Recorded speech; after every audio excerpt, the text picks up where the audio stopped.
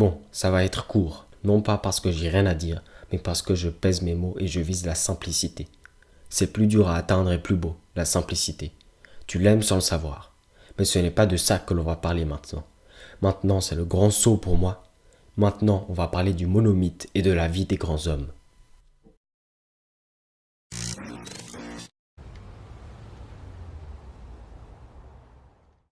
Tous les héros sont les mêmes, ils subissent tous la même aventure.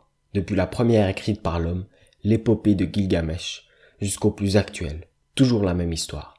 Ils sont dans un monde connu, le quittent pour l'inconnu, vivent des aventures et des dangers, combattent un ennemi, puis grandissent et deviennent plus forts.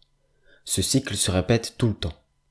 Quand j'ai appris ça, je me suis dit, et moi, et l'homme dans tout ça, il doit bien s'y retrouver quelque part. Ce chemin n'est pas que réservé aux héros. Vu la taille de mes ambitions, j'ai des ennemis plein de qualités. Je suis en mission, qu'est-ce qui peut me retenir à part la gravité? Aujourd'hui, peu osent emprunter ce genre de chemin. La majorité suit la norme, normale. Études, travail, famille, le fameux métro, boulot, dodo. Tout le monde reste dans son confort sous des masques et des mensonges. Tout le monde reste dans son monde sans vouloir connaître le monde. Mais moi pas. Le chemin du monomythe n'est pas seulement réservé aux héros fictifs, mais à tous les hommes qui rêvent de devenir des héros. Alors j'ai regardé le monomythe, son cycle, et j'ai regardé ma vie. J'en suis arrivé là, à créer une chaîne YouTube et à faire ma première vidéo, car je crois avoir trouvé quelque chose à faire. Je crois avoir trouvé mon mythe et mon chemin. Et je me trouve en ce moment même dans l'étape la plus dure.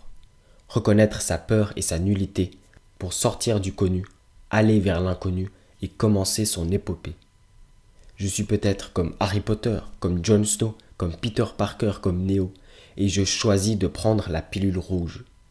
Oui, je me prends pour un héros sans avoir ressuscité, sans avoir de cicatrices, sans me faire piquer par une araignée, et sans l'existence de la matrice. Oui, je me prends pour un héros sans super pouvoir, sans mentor et sans guide. Mais je crois que tous les grands hommes sont obligés d'être fous au début. Einstein a changé toute la science en faisant des calculs dans sa chambre. Steve Jobs a changé le monde en faisant le premier ordinateur personnel dans sa chambre. Mark Zuckerberg a changé Internet en faisant un site dans sa chambre. Ils ont tous eu cette folie et cette prétention de se dire que c'était leur tour, qu'ils avaient raison et qu'ils allaient changer quelque chose. Eh bien aujourd'hui, c'est à mon tour d'être fou et de commencer à faire des vidéos dans ma chambre, pour peut-être changer quelque chose. Ma vie en dépend. Je ne pourrai jamais vivre dans des modèles que la société a créés pour moi. Dire que je suis un héros ne suffit pas. Je ne suis peut-être qu'un naïf, inconscient de ce qu'est le vrai monde. La seule façon de le savoir, c'est